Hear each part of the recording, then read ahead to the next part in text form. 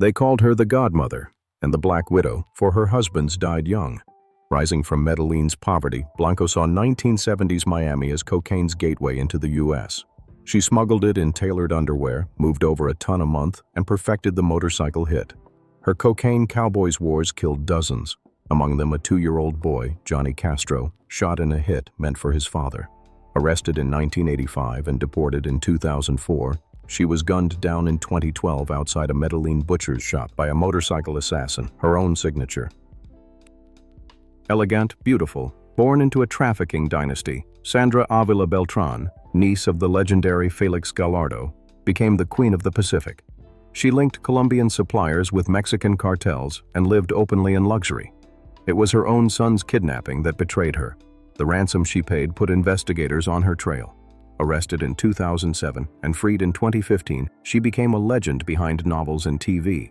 But the crown she wore was paid for by the cocaine corridor she ran and the bodies it left behind. At 16, she dreamed of being Carnival Queen of Mazatlan.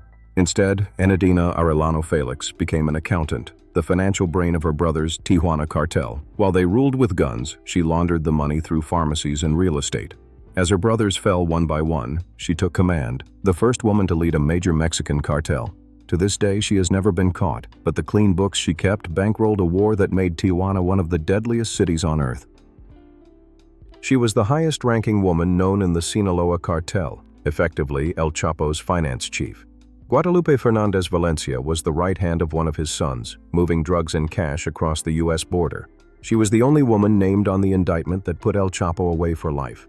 Arrested in Culiacan in 2016, she was extradited, pleaded guilty, and cooperated. She rose with numbers, not bullets, but every ton those numbers moved left addiction and the dead in its wake. In Naples, a gray praying woman ran a criminal empire, Rosetta Cutolo, called Ice Eyes, while her brother, Raffaele, commanded the Nuova Camorra Organizzata from his cell. She ran the daily business of a clan thousands strong, one whose gang wars filled the city's morgues. In 1981, she escaped a police raid hidden under a blanket in the village priest's car. She stayed a fugitive over 10 years, surrendering in 1993, tired of the run. Behind the loudest Camorra boss stood the quiet sister who held it together. They called her La Madrina, and for her small stature, the Little One. Maria Licciardi united warring Camorra clans into the Secondigliano alliance. In 1999, she ordered a heroin shipment from Istanbul sent back because it was pure enough to kill. A rival clan sold it anyway. At least 11 users died in a single spring, and a bloody war erupted. For 2 years, she evaded police, who found marble floors and a grand piano in one hideout. She was caught in 2001 in the Camorra. Cold calm outweighs any weapon. When her brother Luigi was arrested, Erminia Giuliano took over the notorious Giuliano clan in the heart of Naples, in Forcella. She ran smuggling and the protection rackets that bled the quarter's shopkeepers month after month, and went to open war with Maria Licciardi, 2 godmothers over one city. She became one of Italy's most wanted women. When they caught her in late 2000, she reportedly cared more about her appearance than the handcuffs. Even in her downfall, she played the queen of her neighborhood. Long before El Chapo or Escobar, one woman ruled the drug trade in Ciudad Juarez, Ignacia Hasso, known as La Nacha. In the 1920s, she entered the business with her husband. When he was shot dead in a bar, she took over alone. For almost 50 years, she fed El Paso and half of America heroin and hooked a generation of addicts across the border. In 1942, the Americans branded her a public enemy but could not extradite her. Disguised as a pious mother, she died free in 1982. Control rules, not muscle. At the same time, Mexico City knew only one name, Lola La Chata. In the La Merced market, her own mother sent her out as a child to sell dope. From street dealer, she became a transnational smuggler, hollowing out the city's poor with the heroin she pushed. In 1945, Mexico listed her as public enemy number 1. Even William Burroughs wrote about her. She ran her business from prison and pulled her 2 daughters into the trade. She became the mother of Mexican trafficking, decades before the men.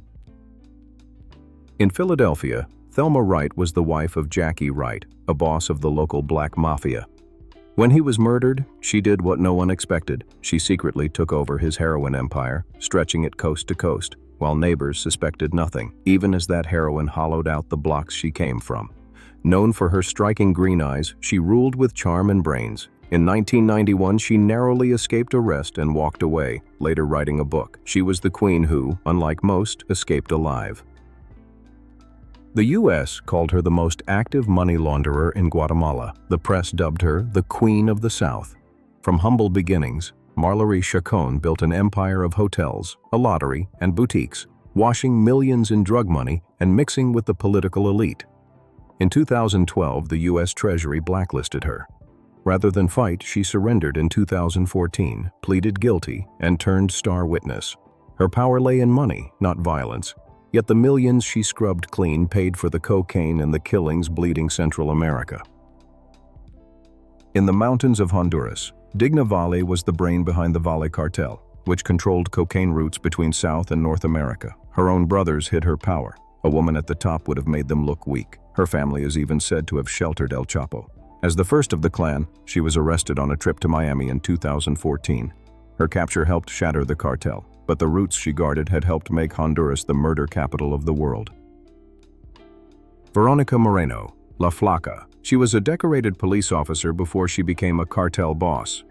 In Monterrey, Veronica Moreno, La Flaca, the skinny one, once won a service award for fighting off kidnappers.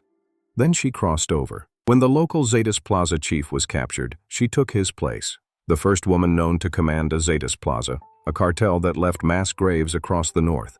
In 2011, Marines caught her in a stolen car packed with cocaine and crack. The deadliest recruit can wear a badge first. A beauty queen, she met the world's most powerful drug lord at 17 and married at 18, Emma Coronel. At El Chapo's side, she was more than a wife. Investigators accused her of organizing his escape through a tunnel beneath his cell's shower. The empire she helped protect flooded America with drugs and buried Mexico in its dead. In 2021, she was arrested at a Washington airport, pleaded guilty, and asked forgiveness. She returned from prison as a runway model in Milan. The crown she gained by marriage led her behind the same bars as him. And then there was the empress no camera ever caught. Blanca Cázares Salazar began as a street money changer in Culiacán, changing dollars for opium farmers down from the mountains. From that, she built a hidden empire, laundering El Mayo Zambada's Sinaloa billions soaked in the blood of an endless war. In 2007, the U.S. Treasury itself crowned her the Empress, blacklisting 19 front companies. She was never arrested, she vanished, but that war took her own son, killed beside El Chapo's. Sometimes the real empire is the one you never see. These 15 women shatter the myth that crime on this scale is a men-only affair. They ruled empires built on fear and paid for in other people's lives. If this gripped you, drop a like, tell us which queen shocked you most, and subscribe for more.